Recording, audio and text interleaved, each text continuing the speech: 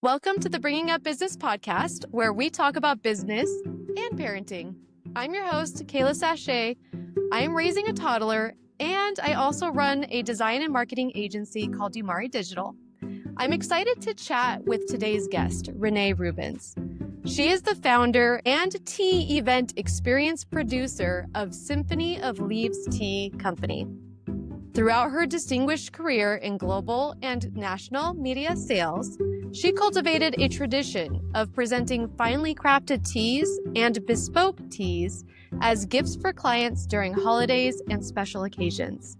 This practice ultimately inspired the vision for a dedicated venture.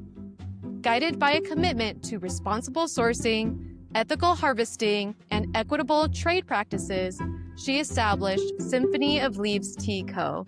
as a small business during the height of COVID. Symphony of Leaves not only survived the pandemic, it has thrived, and we'll dig into what Renee has been doing to attribute to that success. Renee, I'm so excited to have you here on the show. Thank you so much for joining us.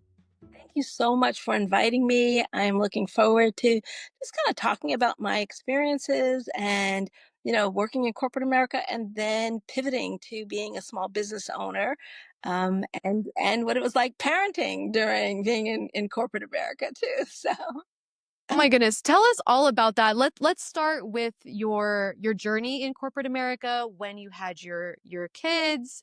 What was that like? yeah, so I was young when I had my oldest daughter. I was 22, right? So just finished school and had my daughter. So we kind of, and I always joke that we grew up together, right? Because there are things that at 22 you kind of know some stuff, but there are a lot of things that you just kind of don't really know. But it worked out well, so she's a great kid. But I wasn't, it probably wasn't until I was in my mid to late 20s that I was really sure on the path of what my career was going to look like. So I was in media sales, and um, it was from the start, and I always say this to people, it was really a fun job, right? Being in media sales was just really interesting. And especially because I had, after a few years of doing it, really realized that I wanted to focus on the B2B space. So I got to work with a lot of really smart people, and delve into what their businesses were like, where their pain points were, and be able to use a lot of my creativity as well as the resources of the publishing company that I worked for to be able to help companies um, have solutions that were helping them with close whatever communications gaps that were there. So, by way of having to work at a job, I was always really blessed to have a really cool job, right? And I think though, because now I have three daughters, right? I think that the way that I learned to work has really been instrumental in how they are now professionals. My oldest daughter, like I said, I was young, so she actually just turned 40 recently. So, and her career is doing really well. And my next daughter is 31 and 26, and they also have really good work ethic and very focused on. I think they do a better job than we did when we were younger, right? They're really good at life work balance. They totally embrace that thinking, right? It's a different generation than when I was younger. My generation was like you just work, work, work, work, work, and you keep working, right? And you always had to get it done. And there was recognition and reward for putting in more hours. Whereas their generation is like, no, I've got a life, and they have clear boundaries that they're not afraid to advocate for. So that was different. Yeah. Do you think for you, if you could go back in time and reinstate any boundaries to help you better contain your work life versus your personal life, raising your girls, what boundaries would you have instilled? Yeah, I would have definitely put some more boundaries about around how many hours you put in at work, right? What we've learned is the work is always going to be there, right? And your children are not going to be young forever, right? So you do get to, you get the opportunity. I mean, I can think about, unfortunately, times especially because I traveled a lot, that I missed a lot of events, right? I would sometimes be rushing to, from an airport to try to get home in time, and I'd be in the back of a schoolroom where they were having an event, but I would just be making it by the skin of my teeth, right? And then sometimes, you have a flight delay and you don't get there. I had wonderful support. My parents were amazing. I was, divorced after a while. I did have a nanny, so she was tremendously helpful. So I'm very thankful that I had a really great support network.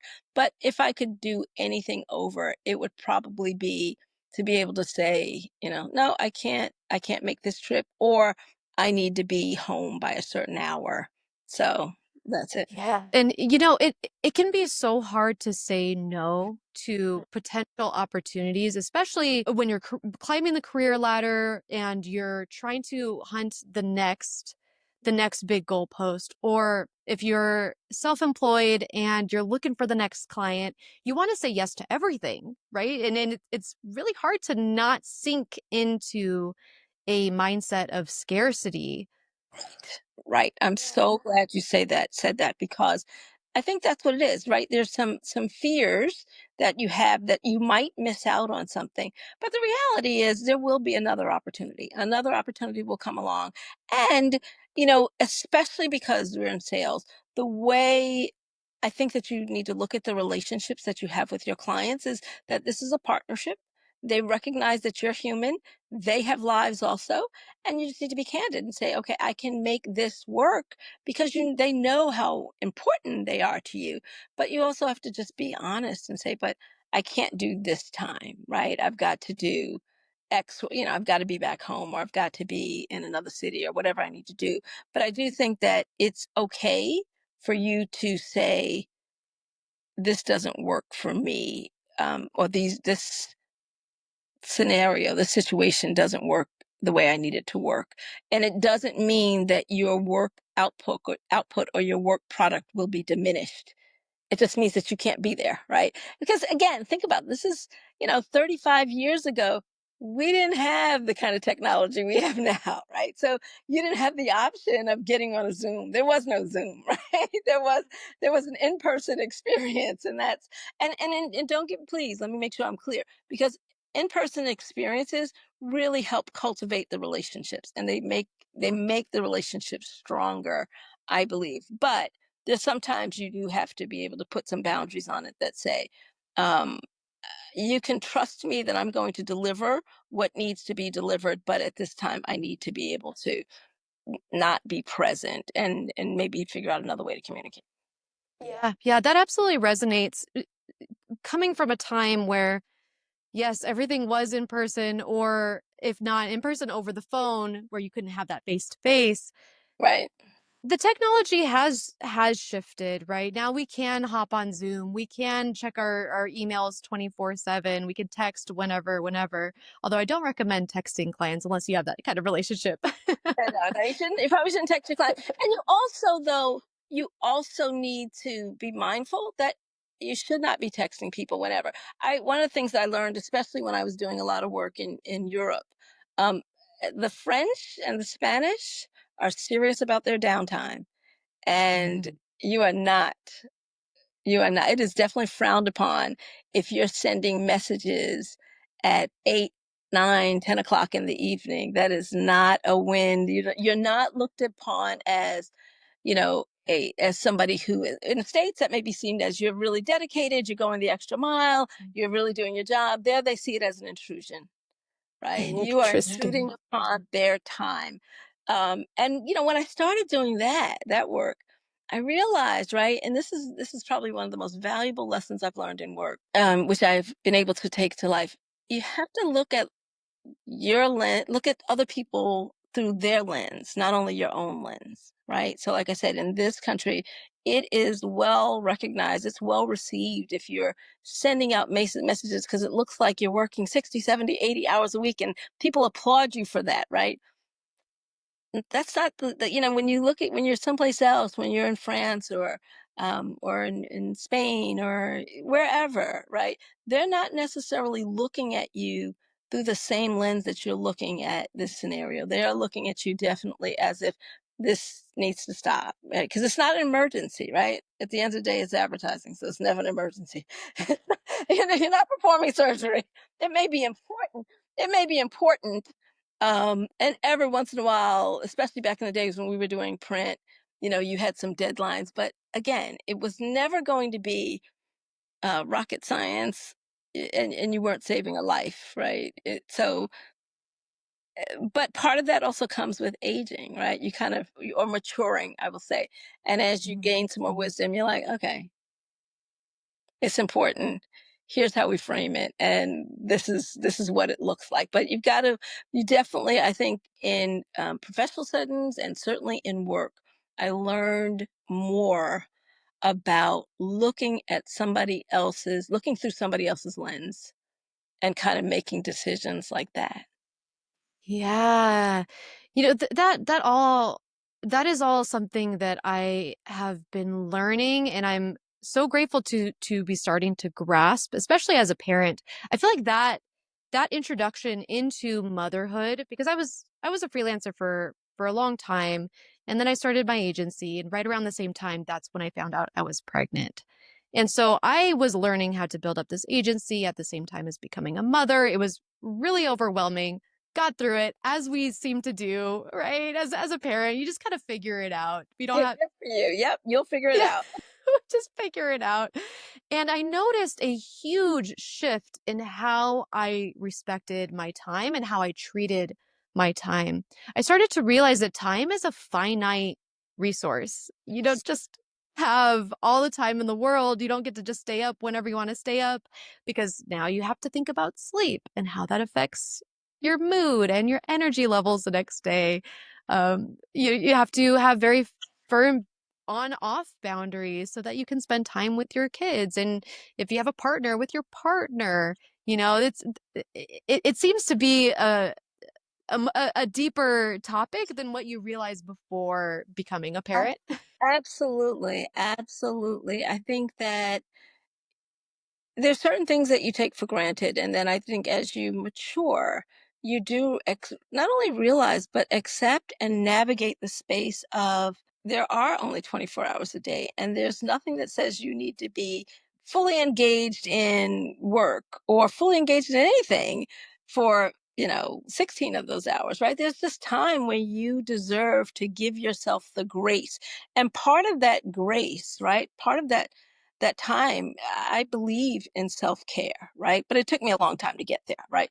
And you have to give yourself to your self-care, because if you don't, then when those other people who are really reliant upon you, or when you want to be able to make a contribution, you may not be able to deliver the way you need to deliver, simply because you have not really respected yourself enough to kind of appreciate that rest is a part of this journey, right? You cannot function without the proper amount of rest, or the proper amount of downtime, or the proper amount of time just having fun, right? Or doing things that bring you joy.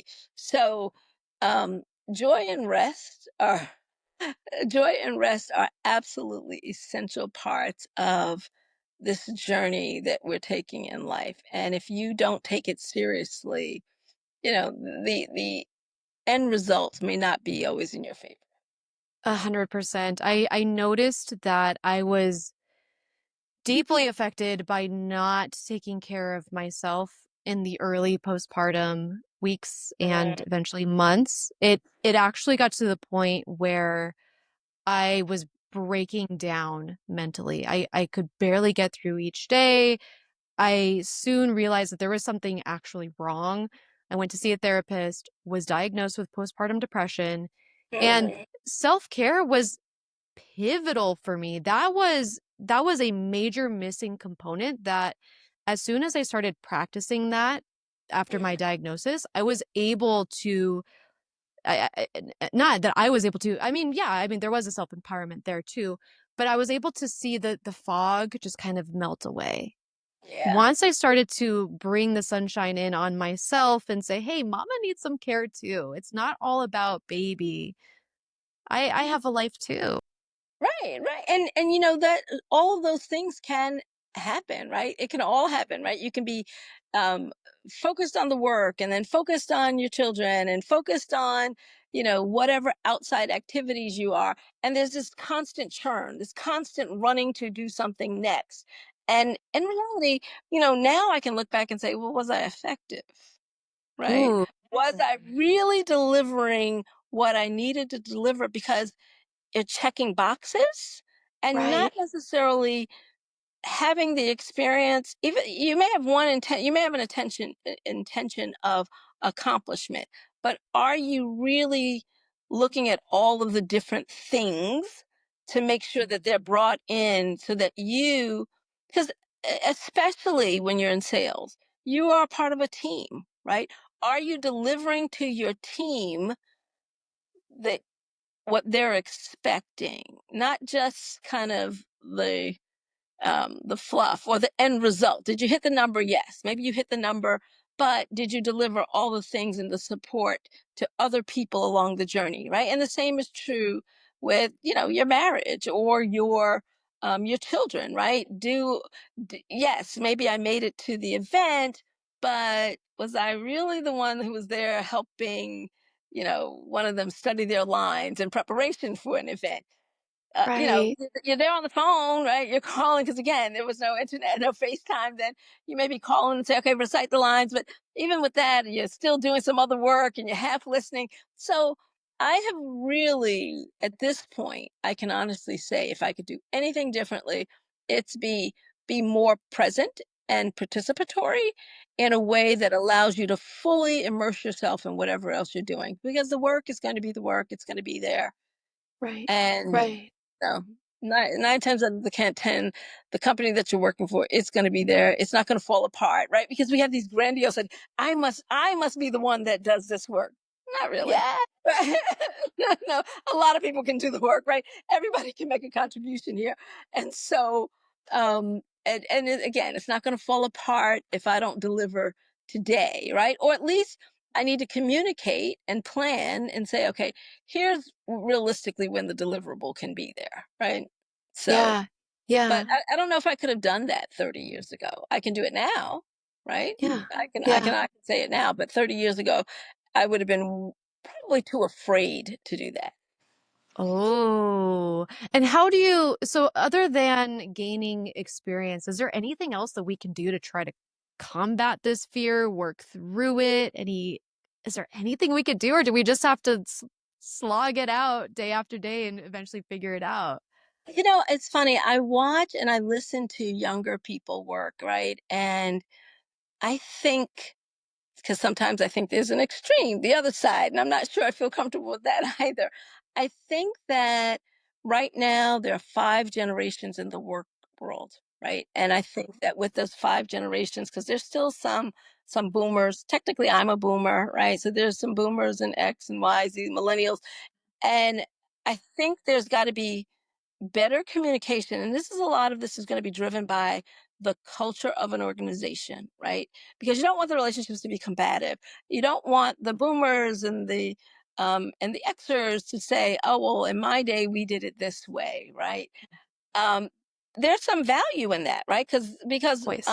we didn't have the technology that is available now, so a lot of it was we had to think it through to Hmm. figure it out, right? We did not have AI that was going to help us. We literally just had to have pencil and paper and figure out what the outcome could potentially be here, right? So we were building models based on our own thoughts. Now, some of those models were flawed, but we were doing it. Whereas younger people, I think, are very reliant on the technology. And I think the technology is a significant contribution and a valuable tool to have access to. But I do also think that, thinking about how you get from A to Z and what those steps in between are really important. And I think sometimes the technology kind of bypasses that and gives an answer or provides an answer and not necessarily understand the value of the process. I am a huge proponent of working remotely because I've worked remotely for a really long time before I started my business and while I worked in corporate America. Um, what I realized, but I didn't start working probably remotely until I was probably in my early 40s, right? What I do value about going into an office is not only the culture of an organization, the camaraderie that you build with your colleagues is really valuable. I listen to a lot of young people now and they say, "Oh, no, I get my work done." That's important, right? It's really important that you get your work done. But it doesn't really help define the culture of an organization. And we could sit here and really reflect on why that is the case. Maybe it's important to look at it at the historical context, but I think, I talk to people now and I say, I personally think the best approach is a hybrid approach, right? Where people get the opportunity to interact with people who may not have the same worldview, right? But it does give you, I think, a richer experience to hear from somebody or to connect with somebody who may think something totally different from you, but they are bringing still something valuable in their abilities to think about and build trust and a relationship and deliverables, right? So I think working in person does that in ways that doesn't really happen, when you're on a Zoom call. But I also think, do you really want to go in 5 days? Not necessarily. So I'm a supporter of a 3 in, 2 out kind of situation if you can do that. Yeah, yeah. I've noticed that there has been a huge cultural shift here in the States away from working in office in favor of the hybrid or fully remote way Yeah, to work. And part of that is because it does help parents, right? Parents may not necessarily be able to afford as much childcare if they're in the office 5 days a week. It's really expensive. I mean, it's comparable to a mortgage or rent. So it's yeah, like imagine paying double what you're paying just for your cost of living for somebody to also help you take care of your child. yeah. So going remote, that helps to mitigate that cost. Absolutely. Yeah, Absolutely. yeah. What's really interesting? I was having this exchange recently with somebody on social media, and the person's post was that she was opposed to people having to go into an office for a couple of reasons. One, her cost of clothing, to wear and tear on her vehicle, and time spent away from home because of her commute, right? So that meant her expenses were going to go up. Now, as a business owner, my thoughts were, well, your expenses didn't go down when you were working remotely. So I didn't lower your salary. I don't know that that's a fair way to look at it. But I do think that, yes, I don't know. Like I said, I had somebody who lived with us. Um, I don't know if I could afford that these days because it's a really big expense, right? I am really empathetic to, um, especially now when work is not usually a luxury. Most situations require two incomes, right? And in requiring or needing those two incomes, you are working, but you're still trying to take care of your child who you're in the house until you're doing multiple things. So it I think that kind of our living costs and just, the cost of us operating ourselves has become so expensive that I don't know how tenable this is much longer like this, right? But you do also, part of working outside of the home, right? Going into an office. Like I said, you're building relationships. Um, you're also supporting like small businesses like mine, right? Because we need the foot traffic. We rely on the foot traffic as a part of the day to day. So it's a challenge that I think, we're as a society, we're going to have to spend some time figuring out what that path is and what is going to be a win for the majority. I don't think that nobody's going to want to go back to a 5-day work week. Although and we have to be mindful, right? There's a especially right now, this question about will manufacturing be brought back to the United States? Well, you can't manufacture remotely, right? You can't do it, right? That's just not the way that works. You're Yeah. going to physically have to go someplace, right? So we will have to address that. We'll have to address, and that lends itself to some kind of class division. So I think as we think about ourselves as a society, what is that going to look like for all of us? Yeah, yeah. Ultimately, what I've heard before when I think I was pregnant when I heard this. It was this little clip about how if we design the world with parents and children in mind, it would be a much more accessible world for all. And that stuck with me. Every time I go somewhere and I experience something, gosh, I'm trying to think of an example here. Ah, of course I can't think of one right now. But it's, you go out into the world and you think, okay, so maybe parking lots. Let's just talk about parking lots for a second, right?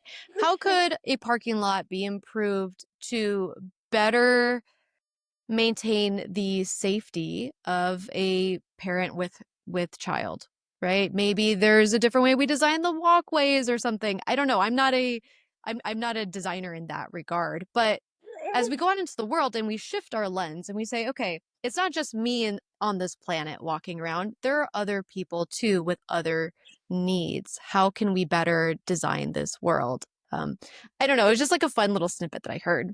Yeah, no, and I think there's a lot of that goes on, especially in other countries, right? I've been to Spain a few times, and w- it is completely normal,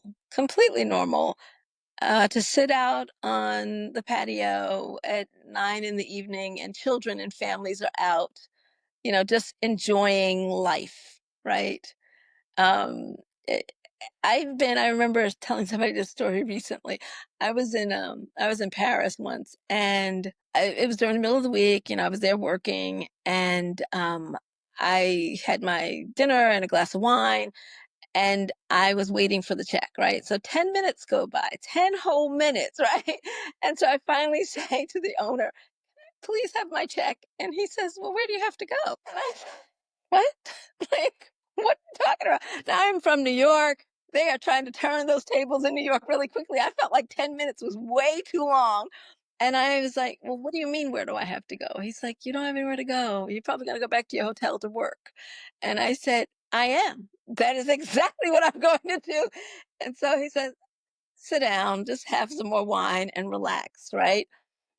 There are other places that design living in a very different way that we think about living, right? We think about, when you think about the density of Paris, which is, because I'm from New York, I appreciate dense cities.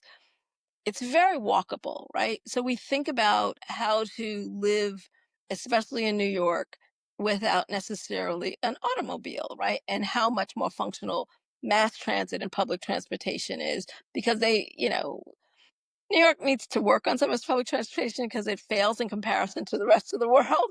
But that is still the biggest one and the most efficient that we have in the US. So I do think that in terms of like our infrastructure and how we use the things that we use on a day to day basis, we've got some opportunities to rethink and reimagine how things are going to be best served for all of us, right? Because I do think about, yes, how do we service, how a family is going to use resources. I also think about, especially as I age, how does a senior citizen use the services, right? And how do younger people use their services? And so it becomes much safer for us all to be invested in how we kind of live our lives, right? So which you can tell, obviously, I'm a very city-oriented person. I believe in, I believe in cities. I think that cities should be very functional for people, regardless of where they are in life.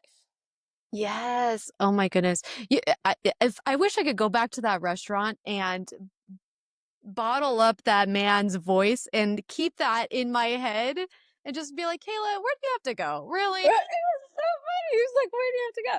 Now, at the same time, again, I've been in Paris, and like 2 in the afternoon.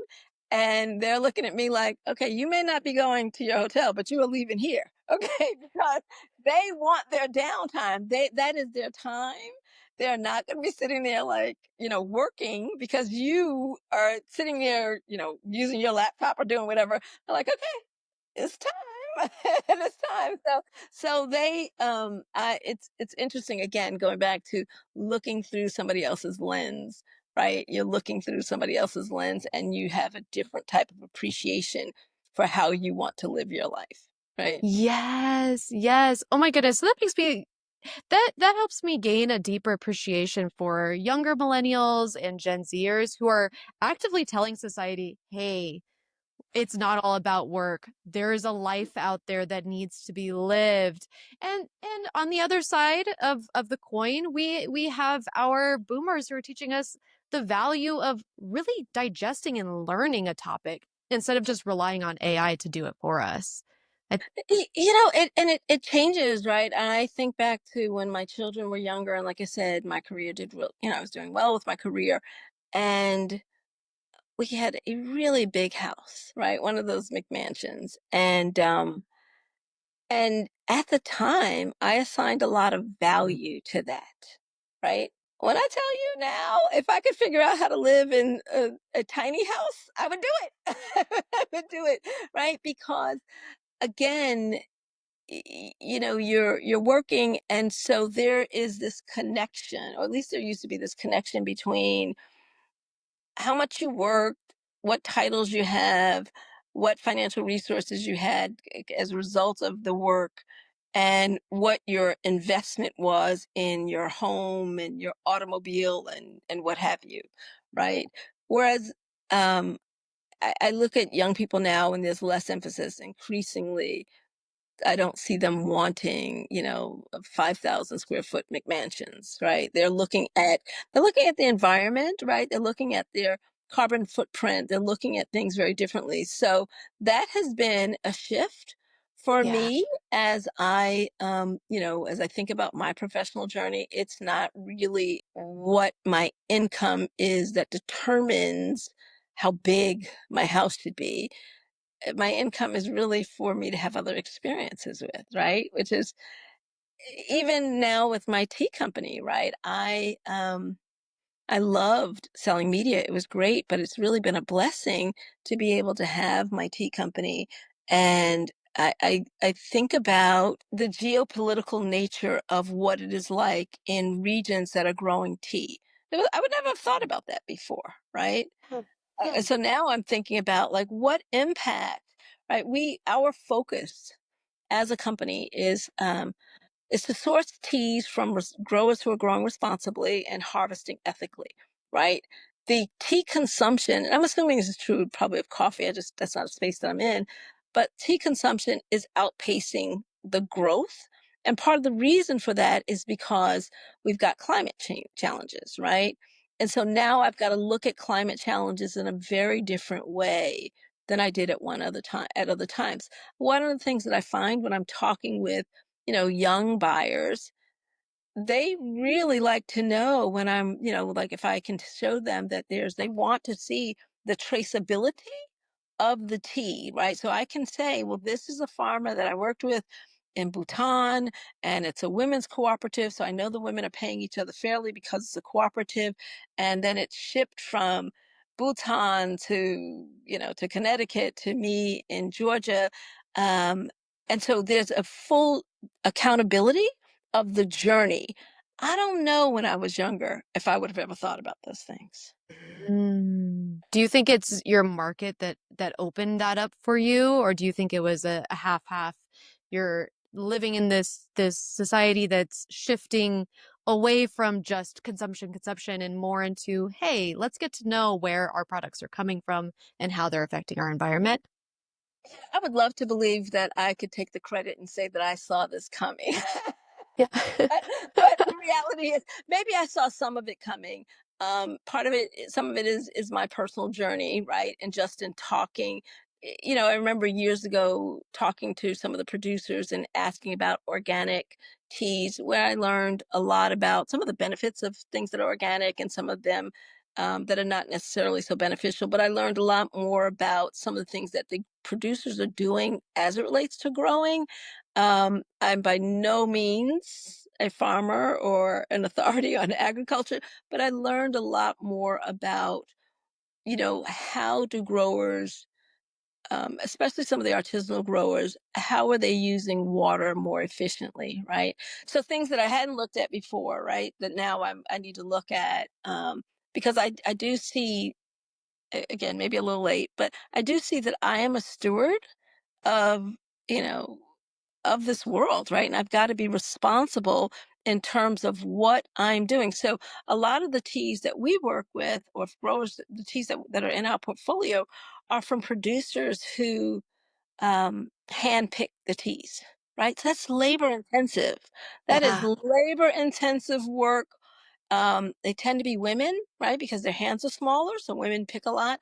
So my responsibility, if I'm saying that I'm going to be a good steward of whatever resources I've been assigned, then that is my commitment needs to be to ensure that I'm working with producers who are paying people fairly throughout the supply chain, right? So I've got this responsibility as a somebody who's consuming her tea and somebody who's selling tea, and also if I'm talking to, I do a lot of B2B and sell to corporations, but when I'm selling to individuals, I have to have that same kind of conversation. So it's tailored to both of them. Talking to corporations, I'm like, listen, this is what your company says that you're focused on. And this is how our teas align with that. And it comes to individuals, that conversation is the same, that some people are really committed to that, right? And so those are conversations that are relatively easy. But there's some people who you're introducing the concept to them, and they're some are interested, and to be honest, some are just not, right? And so I can't make that judgment for people. I just have the opportunity to share with them. This is why, from what I understand, this is why it's important, and accept it or leave it alone. Yeah, yeah. Now, if someone is trying to start their own business, get into ethical manufacturing of any product, whether it's tea, coffee, clothing, technology, whatever it is, how would you what advice would you give them? What red flags are there to look out for? What green flags where you're like, this is the one? How do you go about that? Oh, that is a long list. And I say I was actually I had breakfast last week with a young lady who is starting her business, and I said, "Listen, I'm not just going to dump on you, but I'm going to tell you all the red flags or all the things that I missed that one cost me a lot of money, right? Ooh. Because I just didn't know, and how you safeguard yourself." So I think that there are a lot of people who take courses, right? And I support courses. I do. I think you should. But what I would always encourage people, and I didn't know this then, or I didn't think about it, I should say, if someone is selling a course to you on how to start a business, make sure that that person knows how to sell a product and not a service, right? Oh. Yeah. It's very different margins, very different experiences, right? Oh. And so, because this woman had already signed up for the course, so she was taking a service-oriented course. I said, "Of course, and they're telling you this and this and this." She's like, "Yeah." I said, "That's not. This has nothing to do with your business. You're selling a product, right? So you've got to look at your products differently." I would also say, um, save your money and don't take all of these courses, and research. There are many foundations. Like, I did an event the other day. I attended an event the other day, and this was an actually online event with the Tory Burch Foundation. It was free, and there was a wealth of information about people who were starting businesses, and it was for both. It was people who were starting businesses, as well as people who were in business, and they shared with us a lot of different types of ways to look at, your operational costs, um, what your packaging is going to look like. Are you going to have an outside packager? Are they going to take on the distribution? How you're negotiating your contracts if you decide you want to be with a big box or a retailer, if you got to sell a product. Those are the things that can be very attractive when you look at them.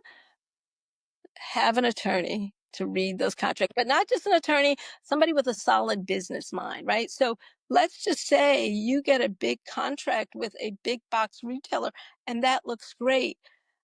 One of the things that you want to be really mindful of if you've got a product is, are they going to issue a PO or are they telling you net 30, right? Mm-hmm. The net 30, maybe net 180, right? And so Yep. you now have laid out the cash and you Mm-hmm. haven't not gotten paid through. You also need to make sure you understand what your sell-through rate is, right?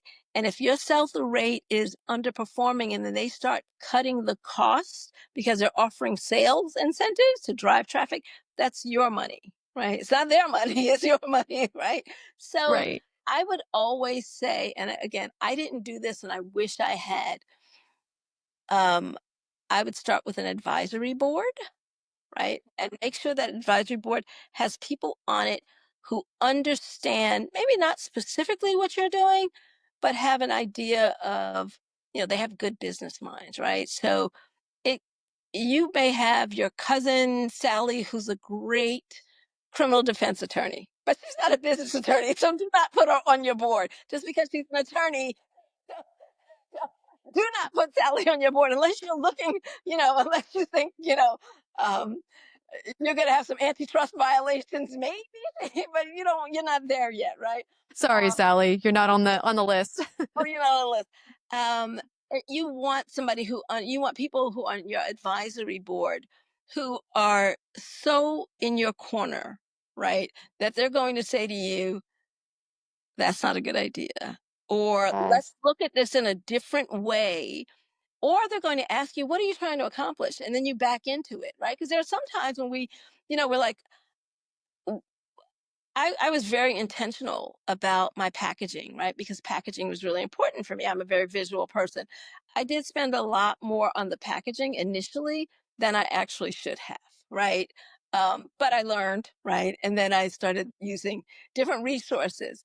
I spent a lot on the tea, and I still spend a lot on the tea because I'm very focused on having a clean supply chain and that people are paid fairly and that the end product is you're going to get a really good quality tea.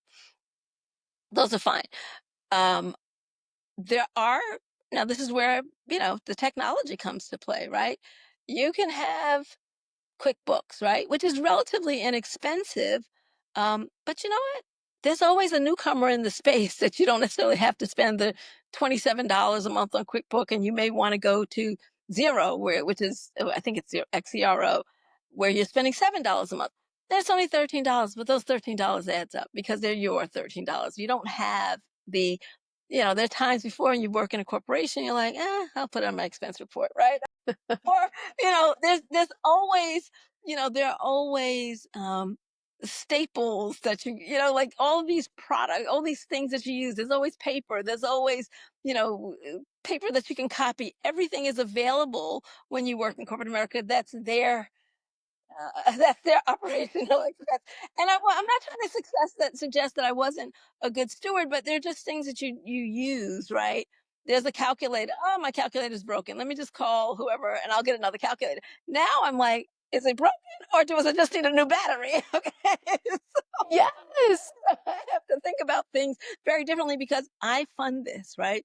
Um, Another thing that I would suggest to people, and I've tried to live by this motto, is grow slow so I don't owe, right? Ooh. Yes, Okay, let's dive into you that. gotta grow slow, because it's attractive to be able to have a product that's growing so fast and you need investors. And that's great. That's great that you're growing that fast, maybe. But now somebody else doesn't have, they're looking at your P&L in a very different way than you're looking at your P&L. And if you take that money, I'm not saying it's a bad thing. I'm just saying think about what it means to take that investor money, right? Uh, Mm-hmm. are you scaling the business because you need those resources, or are you scaling the business because you're going to make a lot of money? right? Mm, And I'm not saying making a lot of money is a bad thing. I'm not trying to suggest that at all. I am saying though, think about what your drivers are for why you want to do this. And I would say to me, just grow slow so you don't know, right? And then you own your business 100%. yeah. Yes. Oh my goodness. I'm hearing so many gems. Oh, The thank you. first, yeah. All the ways I lost money. Well, that's how we learn, right? We Yeah, it was an expensive. There was some expensive losses, but yes. And that, and that seriously, that is why I'm so thankful to be able to share this, right? Because I'm saying to people, and at the end, they certainly can, I encourage people, go to my website, send me an email. My phone number's there because I'm one of those, again, I'm old school, right? So I believe you should be able to call people. I know a lot of websites don't have phone numbers. I'm much more likely to talk to you. Um, and ask questions. And if I have the answer, I am more than happy to share it because I don't want you to burn through money the way I did, making mistakes. it's super easy to do. There are so many potholes that you could get stuck in if you just don't know how to navigate around them. Exactly, exactly. And now, a quick message from our sponsor. Looking to take your brand, team, or event to the next level with custom gear that stands out? Virtue Screen Printing is your go-to one-stop shop for high-quality custom apparel and accessories. Whether you're launching a clothing line, gearing up your staff, or repping your squad, Virtue brings your vision to life with custom hats, shirts, hoodies, socks, beanies, and more. We're not talking cookie cutter merch. This is premium, fully customizable gear made with care and attention to detail. What makes Virtue different? It's simple. Low minimums, fast turnaround, hands-on customer service, and a passion for helping brands look good. From bold designs to subtle branding, they do it all and they do it right. Visit virtuemfg.com to get started or hit them up directly for a custom quote. That's virtuemfg.com, where vision meets craftsmanship. virtuemfg.com. Thank you for staying with us, and back to the show. One of the other things that I think it's important to look at, a couple of things. One, definitely create now this I did early on, have separate bank accounts. Do not Oh, commingle the money. Have yeah. your business account, it should be that be your business account, and your personal account be your personal account. Keep those separate. It makes it so much easier at the end of the year for when you're doing your taxes or when you're doing your quarterly taxes, right? It's just a lifesaver. SCORE is a wonderful resource. So the Yes. Small Business Administration, believe me, the Small Business Administration wants to see us succeed. So they provide organizations like assistance through places like SCORE. And you know what? If you need more assistance, there's a Google search, right? Because there's so many organizations out there. The small business, there's a what is the name of that organization? It's the minority women. There's one for minorities, there's one for women, and these are organizations that help you get the certification. So if you are working with larger organizations, they all have a database, and they look in that database to make sure that you're there, and it becomes a lot easier to get contracts. So, and I haven't pursued this intentionally, but there are a lot of government contracts, right? Even Oh.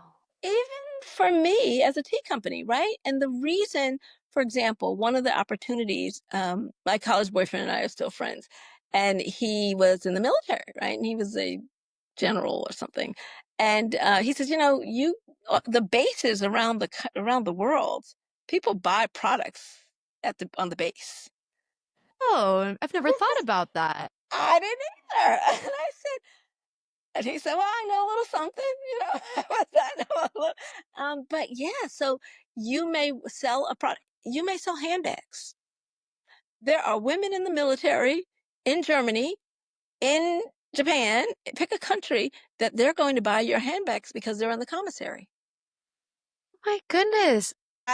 Who knew, right? It's a whole world. It's a whole world out there, people. Whole entire world, a whole world of stuff that I was like, I would have never in a million years had he not said that to me about doing it. Now, and it's not that I'm not going to do it. I just don't have the bandwidth right now to add it on, but, we are looking at that for 2026 so that we can, the thing that you have to do is make sure that you can distribute products in another country, right? So that's why you don't want your cousin Sally, who is a criminal defense attorney. You really want somebody who understands business and knows how to help you sell globally, because you have to have different licensure, right? And especially now we've got tariffs going on. So that's something else, right? That's not within my control, but I sell tea. The majority of it comes from China, right? Right, right, So, so now,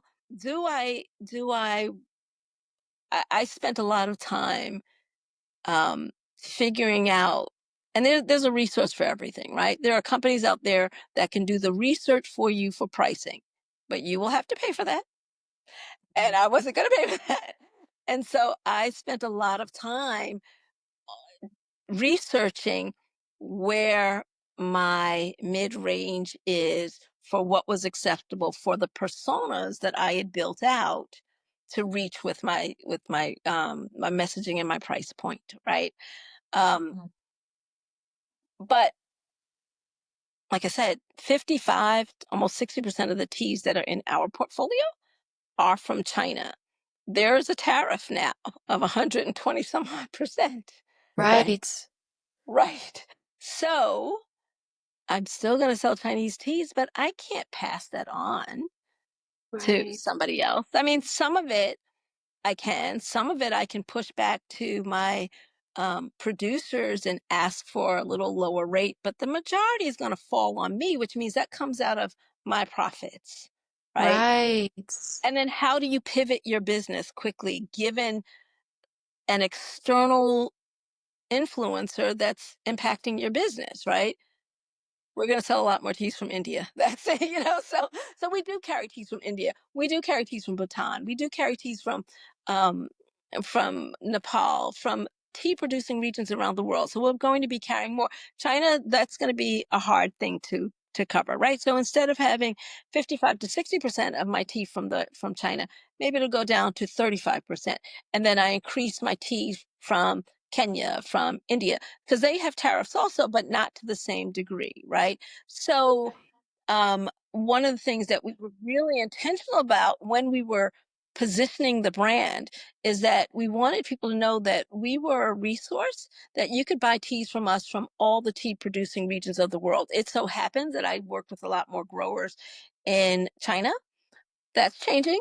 And now I'm expanding to reach out and work with more of my growers in India, in Thailand, in Korea, in Vietnam, in Japan, and this is where your marketing and your marketing communications is going to be really important, right? That messaging around, here's the opportunity for you to expand your palate and taste more teas from someplace else. But you know, it's it's almost a blessing, right? Because it's really Yeah. helping me diversify and lean Yes. into more producers in ways that I wasn't going to. Yes. And is it a blessing? It's what I have to tell myself so I don't become really annoying. Look, we're making lemonades out of lemon here. Like we Yeah, so that's that's the it. best we could do. No, and another great lesson for somebody who is going into the manufacturing space. You really don't want to put all of your eggs in one basket. If you can diversify your manufacturers that actually make your product, if you're not the one manufacturing, right? If you're diversifying those efforts, you have less of a chance of completely falling flat if your manufacturer falls flat. Yeah, so here's the flip side of that, right? So yes, you want to be really mindful of the relationship that you have with your manufacturer, and you don't want that manufacturer. And I would encourage you, if you can go to, if they're producing for you in India, that you go visit their facilities and make sure that they're, meeting the criteria that you expect them to meet. At the same time, I would say you don't want to spread yourself too thin because you need consistency in your product, right? So you want to be able to say, all right, I'm producing a product and let's just say it's food, right? How many different companies do you really want to share your recipe with? Because that's your recipe, and IP laws outside of the US are very different than IP laws in the US. Right, right. And discuss for listeners what an IP law is. Just a little brief. Intellectual property, right? So I I made the decision that I did not want to pack outside of the US. So I make all of my blends in house, right? So I keep the recipes. And Oh, I provide the ingredient list, but I don't provide the formula. And I don't want to get to that space, right? I am okay with growing my business, and I will still always bring all ingredients in-house, all raw materials in-house, and make the formulas. I get countless calls, and it's probably less labor intensive for me if I were to outsource that, but I don't want to give up my IP, right? One of yes, the things that we're right. seeing a lot right now, especially during this tariff war, is we're seeing all over TikTok, right? People are talking about, oh, it's the same bag and we're just making it here. And so, again, we have different IP laws in different places around the world. So you can't hold somebody accountable, or maybe you could try, but Good luck. Sally, your cousin is not an IP lawyer either. so, so this is where, again, this is where you have to think about who's on your advisory board. Right, right. You only want to work with people who are experts in the same position that you need their help with. Exactly, exactly. So when you know I I have an uncle who's a great accountant. His specialty was creating offshore accounts for high net worth people. That was his specialty. And I remember when I was starting and I was saying this to him, he said, "Well, John, can help you." And I said, "No, that is not the specialty that I need." Even no matter how much of a discount he gives me, right? I'm like, he's really expensive because he has a real strong expertise that he has worked with globally. Aside from the fact that I don't need that, I need somebody who understands manufacturing accounting, right? They understand Mm-hmm. cost accounting in a Mm-hmm. way that's going to help me make sure that my business is always in compliance. Yes, yes, yes. That is, which by the way, you mentioned earlier, service-based business versus product-based business. That is a huge differentiating factor is the bookkeeping. The books are Yeah, so different. You want so to so make sure you different. have specialists who are actually helping Exactly. you with your books Exactly. if you don't know how to do it. Yep, yep, yep, Yeah. yep. And yeah, Yeah. and I don't know how to do it, right? So I have to. So again, think about those margins because you got to pay the accountant, right? think about Yes. think about those margins, right? Because you've got to pay your attorney, right? Think about those because and those are things that you should set up initially, early on in this process. You need to set that up, and I would think. I don't know. I would think most accountants are going to tell you you do not need to start up as an S corp, that you probably should start up as an LLC and that you're going to be safe until you reach a certain revenue number. Mm-hmm. And Mm-hmm. then there's some Yep. advantages to one over the other, pending how your tax liabilities exist. 1,000%. Yeah, that's where having a good CPA comes into play because you can ask him or her, hey, my revenue is X amount, my expenses are X amount, this is my net. Am I ready to file my business as an S corp, or do I leave it as is? Or even in some businesses, do I even need an LLC? Can I get away with a sole prop? These are all really important business formation questions that you ask early on, and then Hmm. you check in with over time, maybe on an annual basis when you're doing your taxes. Hey, are we still good? Yeah, yeah. There are times. As a matter of, it's funny. I was talking to my accountant today. I said, I think I should do such a thing. She's like, and I think you're not a CPA. So let's just not even that is. That's a good CPA. It's really, Exactly. She's really like, important to yeah, have she's people on like, your board who are not yes people. If you have right. She's yes like, people on yeah, your board, right. they're It's not right. helpful. But she was like, yeah, you're not a CPA, and that is a bad idea. We have a great relationship. We've worked together for years. She's like, that is a bad idea for you. Love her. Keep her.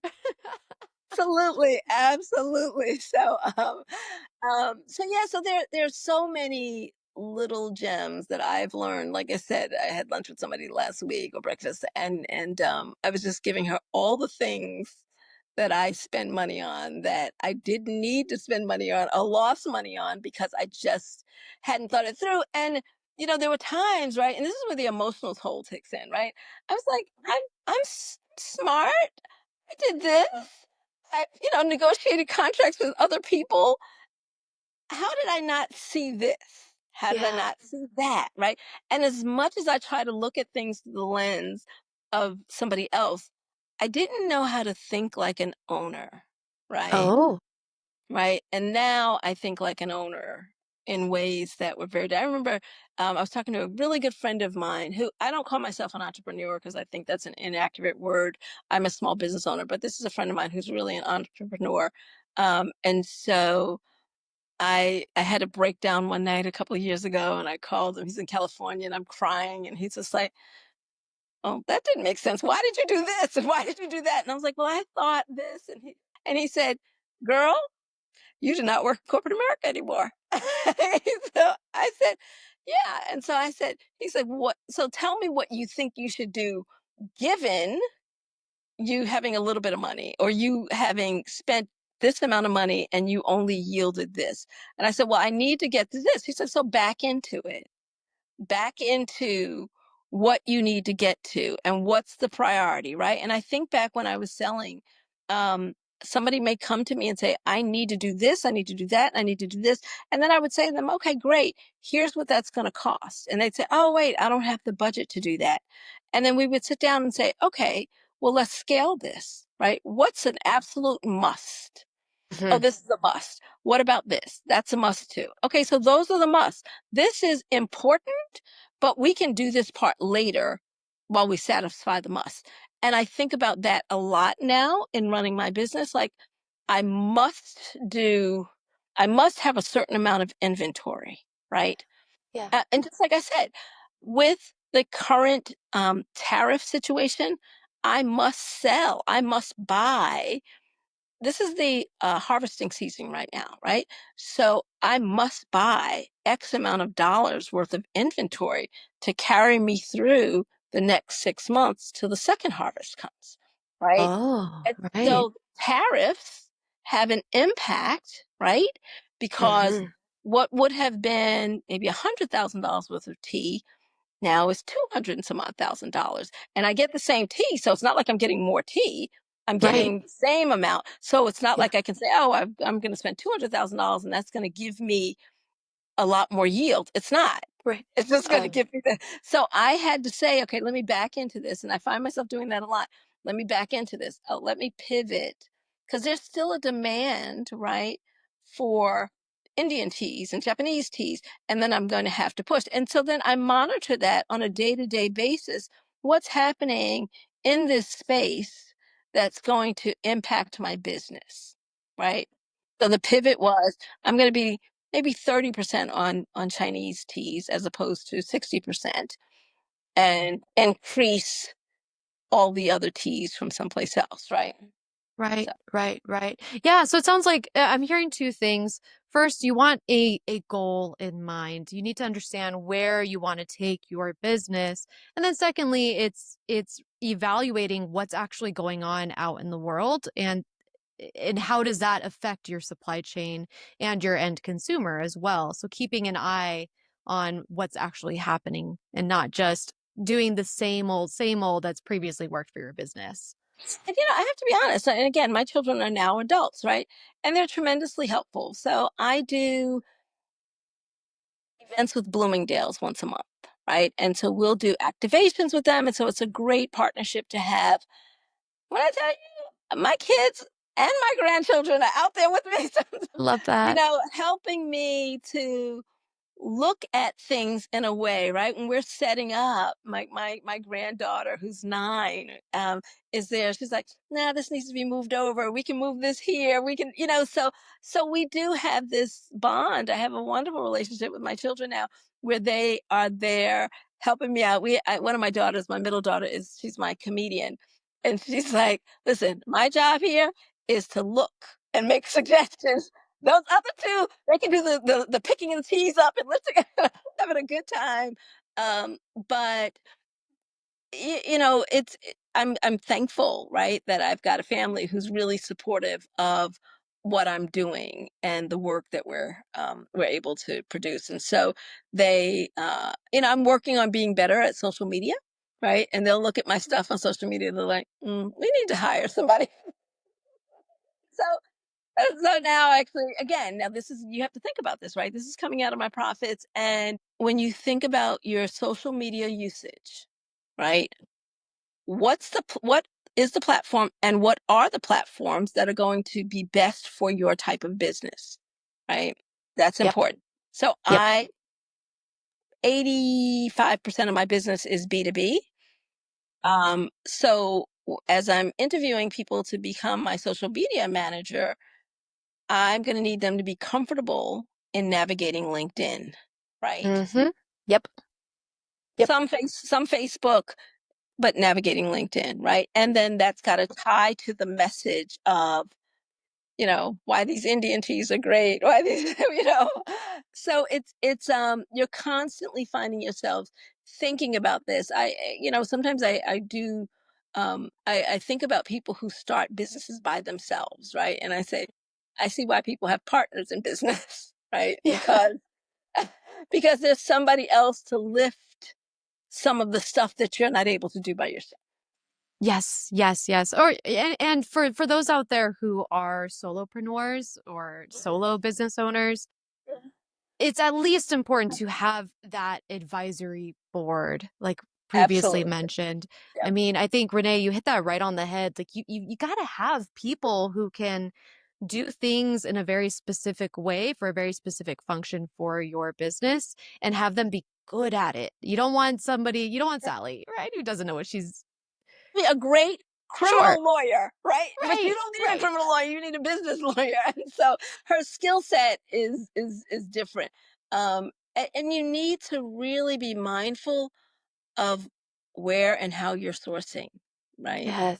Right. This is something else I would share.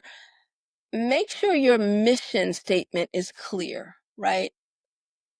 Because that contributes to the culture that you build, right? But Yeah. in making your mission statement clear, you can stay on track, right? There are times when producers may come to me and they're driven by sale, right? They're driven by cost, and that's not my business. My business is not driven by the cost of the tea. It's an important factor, but it's not the sole price. So they, because as built out the mission, I built out the qualifiers for who I was going to use as a producer. And if they couldn't meet this, right? If I say that I only want hand-picked teas, right? And they're telling me they're picking by machine.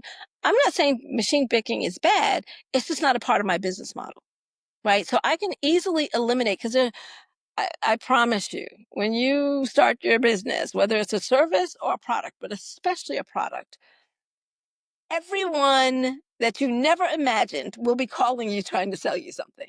I That's get so true. I get so many outreach efforts. I mean, there are times when I come into my office and there's just tea everywhere, right? 'Cause it's just people send it to you, they just ship it, and I'm like, okay. So Oh, here we initially, go again. I used to always try to drink it all, right, just to taste it. Then I said, some of it is great, but it's not necessarily what I want. So before I go through that, let's go through: are you meeting the criteria that I have set, that Yes. aligns with my mission? So, and if they're not, then I'm more than happy to say, you know what, here's somebody I know who's playing in your space. Because I always like to pass forward the information. Here's somebody who's playing in your space. You might be able to make a sale here. You may be able to be a good provider for this one, right? It just doesn't align with what I'm doing. Yeah, this goes back to that scarcity versus abundant mindset. It's okay to say no if something just isn't in alignment. If anything, you're sparing yourself future heartache. Exactly, exactly. So it's you do find yourself thinking a lot about the stuff, right? The little details, right? I wish I could spend 90% of my time tasting teas and sharing teas with people. That would be the greatest for like 20% of my time, right? It's not the reality of how I get to spend my day, right? And it was a valuable lesson to learn that, oh, I don't get to just drink tea all day and make it look, oh no, I've got other things I've got to do. So, yeah. So Yeah, yeah. It's about that's prioritizing what's urgent. I always think of the four quadrants, right? You've got the urgent and important, the not urgent, not important, and the not important. So it's just like right. just prioritize the things, focus That, on what's urgent, important, and important because those are your business builders and keep on chugging. Oh my goodness, Renee, so many gems. let me share one last one, and this is Yes, one please. that it took me a minute to figure out. So when you've got a product, right, and especially if it's food, and then everybody is going to invite you to participate in the pop up, right, to do a pop up shop. Yeah. Right, and let me share why, right? Some of them work, right? And so if you treat this as a line item in terms of marketing and just want to get mass exposure, then it's fine, right? Yeah.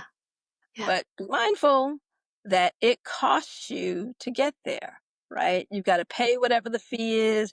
You've got to bring the food. You've got to prepare the food. You've got to give away the free food, but it's not free Right. because you paid for it, right? Right. Right. Um, and people will come by and just, oh, can I taste? Can I taste? Can I taste? Can I taste? They're never gonna buy. They're never gonna buy from you. Now, if you are able to treat that like a line item, okay, fine. You're like, okay, this is just exposure because there were 2,000 people that saw my brand today, right? And um, maybe I spent $300 and I'm able to collect, you know, 50 emails, still a high acquisition cost for your Yeah. emails, but you did Yeah. get some exposure, right? Right. I think that I would look at if let's say you've got, some biscotti that you've made and it's high quality ingredients. You source the flour from King Arthur and it's really expensive.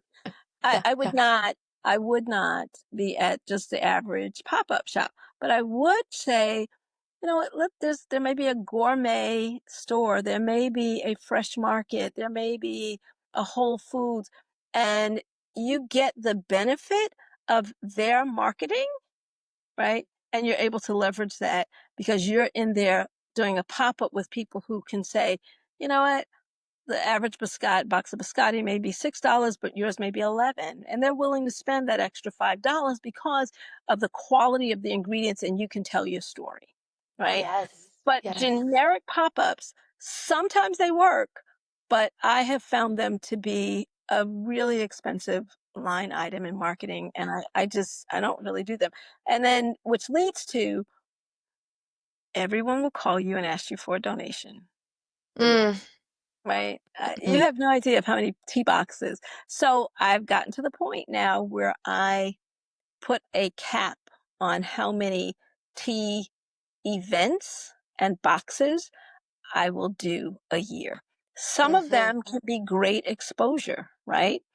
And those have been fine, right? Some of them I w I was just like, "Okay, I just gave away." I just, I was just that was just a give me, right? There was no return there.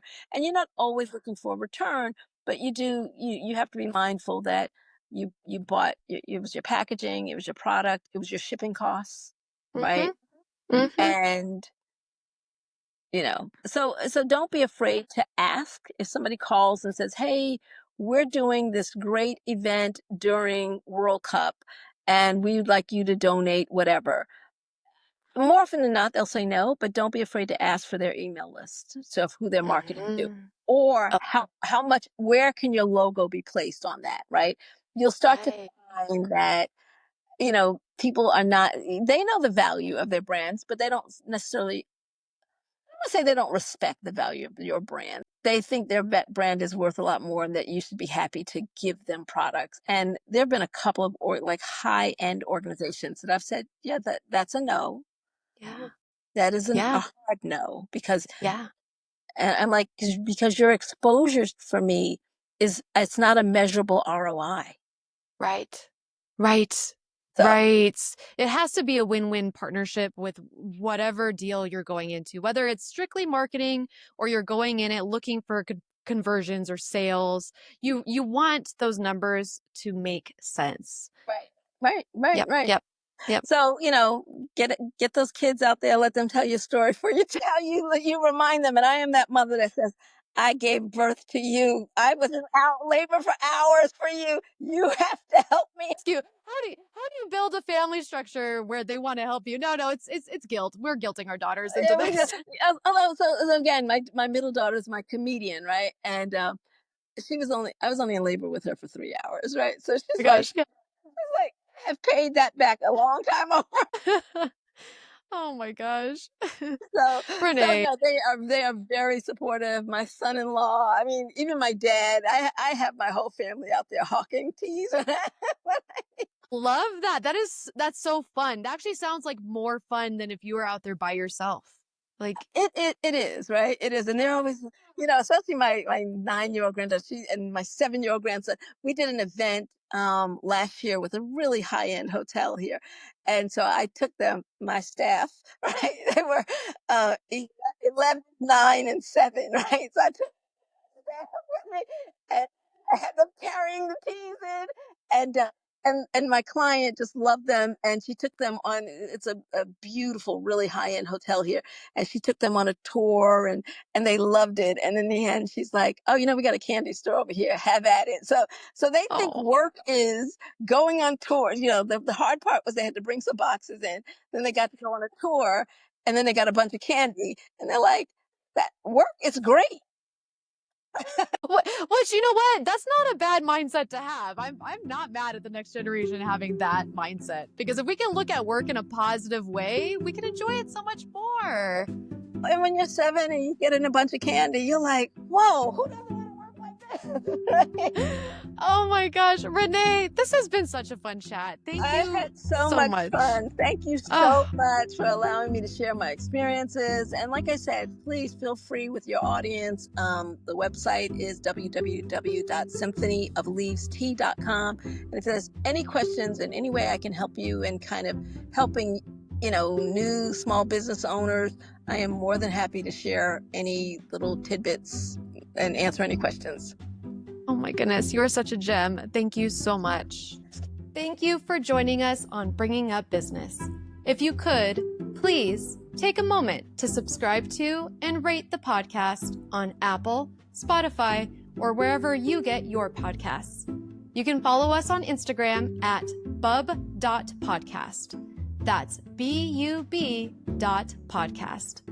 Finally, we'd love to get your feedback. If you have a comment or a guest idea, please let us know on our website, bringingupbusiness.com. Until next time, thanks for joining us. Say bye-bye. Bye-bye. Say bye-bye. See you later. Bye-bye. See you later. This recording is for informational purposes only and should not be considered business advice. Opinions expressed are as of the date of recording and are subject to change without notice. The views and opinions of guests on this program are not necessarily those of Umari Digital and its affiliates, which together we refer to as Umari Digital. Umari Digital is not affiliated with guests or their business affiliates unless otherwise stated. Umari Digital does not guarantee the accuracy or the completeness of the data presented herein. This recording is for informational purposes only, and the information, data, analysis, or opinion it includes or their use should not be considered business, financial, or legal advice. Umari Digital shall not be responsible for any decisions, damages, or other losses resulting from or related to the information, data, analysis, or opinions or their use. All business decisions are subject to risk, including possible loss of capital. Individuals should seriously consider if a decision is suitable for them by referencing their own financial position. Thank you.